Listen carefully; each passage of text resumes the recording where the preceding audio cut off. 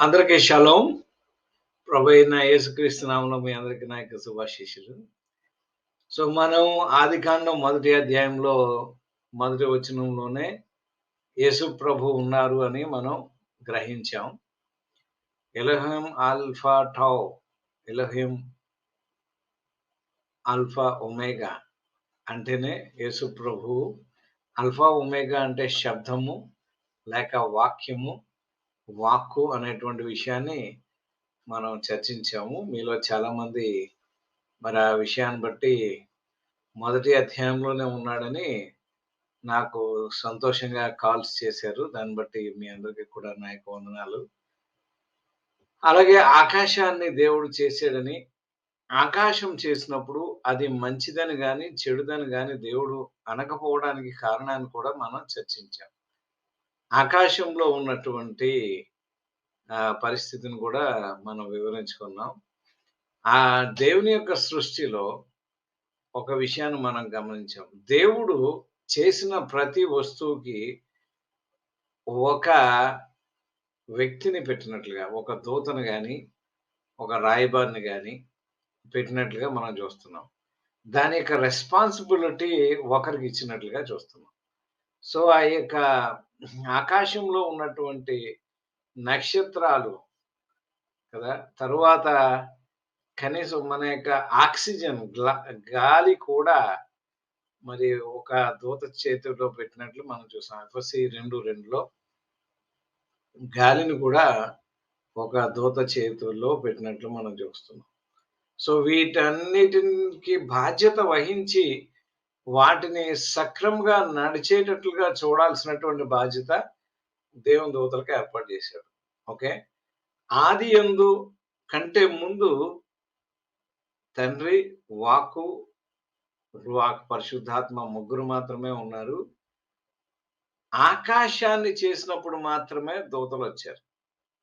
So, ఈ విషయాన్ని మీరు బాగా గ్రహించారని నేను అనుకుంటున్నాను. మనం లేకపోతే మీరు నా యొక్క పాత వీడియోలు చూడాల్సొస్తది. మనం ఇప్పుడు ఆకాశాన్ని చేసిన తర్వాత దేవుడు భూమిని చేసాడు కదా! భూమి ఆ యొక్క ఆహ్, ఏమంటారు? భూమంతా ఒకే చోట దేవుడు చేసాడు.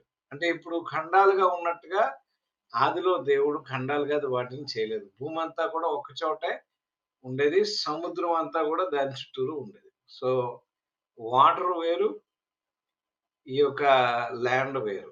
సో, ఈ భూమి మీద దేవుడు చేసినటువంటిది ఏంటి అనంటే, భూమిని దేవుడు ఆజ్ఞాపించాడు. మనం తెలుగు బైబిల్‌లో గనక గమనిస్తే, భూమి మీద దేవుడు ఏమి ఆజ్ఞాపించాడంటే,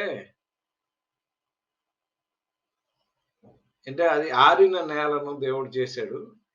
అక్కడ దేవుడు వృక్ష జాలాన్ని, విత్తనాలుండే చెట్లను, భూమిపైన తమ తమ జాతి ప్రకారం విత్తనాలు ఉండి ఫలం ఇచ్చే పండ్ల చెట్లను భూమి మొలిపించాలి. ఇప్పుడు వృక్షాలు, చెట్లు వీటన్నిటిని ఎవరు మొలిపించాలి అనంటే భూమి మొలిపించాలని దేవుడు ఆజ్ఞాపించాడు. దీంట్లో దేవుని యొక్క మర్మం మనం కొద్ది నిమిషాల్లో గ్రహిస్తాం. అంటే భూమి ఈ యొక్క వృక్షాలు కలగడానికి కారణమైంది. దానికి రూట్ భూమే రూట్. అంటే చెట్లన్నిటికి రూట్ భూమే. అదే విధంగా మరి అది దేవుడు చూసినప్పుడు సంతోషం. దేవుడు బావుందని జెప్పి దేవుడు సంతోషించినట్లు మనం చూస్తాం. తరువాత 14వ వచనంలో చూస్తే, భూమికి వెలుగు ఇవ్వడానికి ఆకాశ విశాలంలో జ్యోతులు ఉండాలి కదా! 2 గొప్ప జ్యోతులను ఏం చేశాడు అనంటే, పగటిని ఏలడానికి పెద్ద జ్యోతిని, రాత్రిని ఏలడానికి చిన్న జ్యోతిని చేశాడు. అంటే తెలుగు ట్రాన్స్‌లేషన్‌లో అలా ఉంది గానీ, హీబ్రూ భాషలో అలా లేదు. ఎలా ఉంది అనంటే, 2 జ్యోతుల్ని దేవుడు చేశాడు. పెద్ద జ్యోతి, చిన్న జ్యోతి అని కాదు. అంటే ట్రాన్స్‌లేటర్ యొక్క ఉద్దేశ్యం ఏంటంటే, మనకు అర్థమవ్వడం కోసం, మనకు అర్థమయ్యే మాటలు ఇందులో రాశాడని నేను అనుకుంటున్నాను. ఆయన నక్షత్రాలను కూడా చేశాడు. ఇక్కడ నక్షత్రాలు అంటే ఏంటంటే, మోయెడ్ అంటే ఏంటి అనంటే మజారోట్. ఆహ్, రాసులు, నక్షత్ర రాసులు. మజారోట్ అంటే చాలా రాసులను దేవుడు చేశాడు. అంటే చాలా రాసులుంటాయి. ఆ రాసులను దేవుడు చేశాడు. ఈ రాసులు అనేటువంటిది ఎందుకు చేశాడు అనంటే, అక్కడ మనం చూస్తాం. ఎందుకు అనంటే, దిన సంవత్సరాలు మనం తెలుసుకోవడానికి వీటిని దేవుడు చేసినట్టుగా మనం చూస్తున్నాం. అంటే వాటిని రాసులు చూసినప్పుడు మనకి టైము, డేటు, జీపీఎస్ ఇవన్నీ కూడా రాసుల్ని చూసినప్పుడు మనకు తెలుస్తాయి. సో, అది ఒక క్లాస్ మనం చేద్దాం. కానీ మీరు ఈ విషయాన్ని మీ బ్రెయిన్‌లో ఉంచుకోండి. మీలో కొంతమందికి ఆల్రెడీ తెలిసుండొచ్చు. మరి మా స్టూడెంట్స్‌కి కూడా కొంతమందికి ఆల్రెడీ తెలిసుండొచ్చు. మీరు నాతోటి టచ్‌లో ఉంటే, ఒకవేళ ఈ వీడియోలు మీరు చూస్తా ఉంటుంటే, ఖచ్చితంగా మీరు ఆ రాసులేంటి, బిబ్లికల్‌గా రాసులేంటి. ఎందుకంటే యోబు 9:9లో చూస్తే, ఆయన ఆకాశ రాశులను కలుగజేసినవాడు. దక్షిణ రాశులను కూడా కలుగజేసినవాడు ఆయనే. అలాగే యోబు 38లో మనం చదువుతాం. రాసులన్నిటికి కారణం దేవుడే అని. అంటే వీటిని చేసినటువంటి వాడు దేవుడే. అంత మాత్రం కాకుండా 19వ కీర్తనలో మనం చదువుతాము. దేవుని యొక్క కార్యాలను వివరించేది ఏంటి అనంటే ఆకాశంలో అంటే రాసులు దేవుని యొక్క కార్యాల్ని వివరిస్తాయి. ఆ రాసులు ఏమి కార్యాలు వివరిస్తున్నాయి అనేటువంటి విషయాన్ని మనం తొందరలో చూద్దాం. ఈ రాసులు ఎవరి గురించి చెప్పవు. అది కేవలం దేవుడి గురించి మాత్రమే చెబుతాయి. సో, అంతే తప్ప అందులో సైతాను గురించి ఉండదు. ఆయన చేయబోయేటువంటి కార్యాలు మాత్రమే అందులో తెలుస్తాయి. మనుషులు ఎవరి గురించి ఉండదు. ఈ రాశిలో పుట్టినవాడు నంబర్ 1 అవుతాడు. ఈ రాశిలో పుట్టినవాడు నంబర్ 2 అవుతాడు అని నమ్మేటువంటి క్రైస్తవులు కూడా కొంతమందున్నారు. కానీ ఆ రాశులు అలా పనిచేయవు. వాటికి ఒక ప్రభావం ఉంది. కానీ ఆ ప్రభావం ఏంటి అనేటువంటి విషయాన్ని అది క్యాలెండర్ మాత్రమే. బిబ్లికల్‌గా అయితే క్యాలెండర్ కోసం మాత్రమే రాసులను దేవుడు చేసాడు తప్ప ఇంక వేరే కారణం కాదు. 12 రాసులు ఎందుకున్నాయి? 12 నెలలు. సో, మనకి ఒక్కొక్క రాశి ఒక్కొక్క నెల లాంటిది.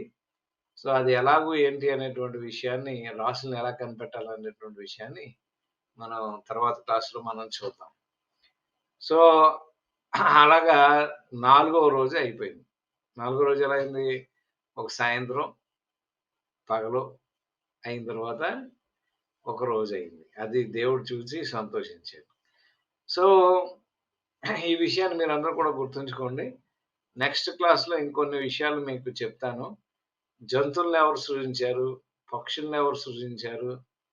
అనేటువంటి విషయాన్ని దేవుడు సృజించలేదా అనంటే కాదు.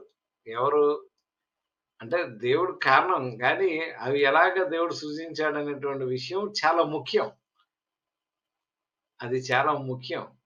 ఎందుకనంటే దాన్ని బట్టి మనిషిని దేవుడు సృజించినప్పుడు మనిషి యొక్క గొప్పతనం మనకర్థమవుతుంది. సో, మనకది అర్థం కావాలి అనంటే మీరు ఈ క్లాస్ మిస్ అవ్వకుండా నా క్లాస్‌లన్నీ చూడాలి. అలా చూడడానికి ప్రభు మీ అందరికీ సహాయం చేయనుగాక. మీరందరూ కూడా నా కోసం ప్రార్థన చేయండి. ఈ క్లాస్‌లో నేను హీబ్రూ చదవకుండానే క్లాస్ చేయడం జరిగింది. ఎందుకంటే కొద్దిమందికి హీబ్రూ అభ్యంతరకరంగా ఉంది అని చెప్పి అన్నారు. సో, నేను తెలుగులోనే వాటిని చదవటం జరిగింది.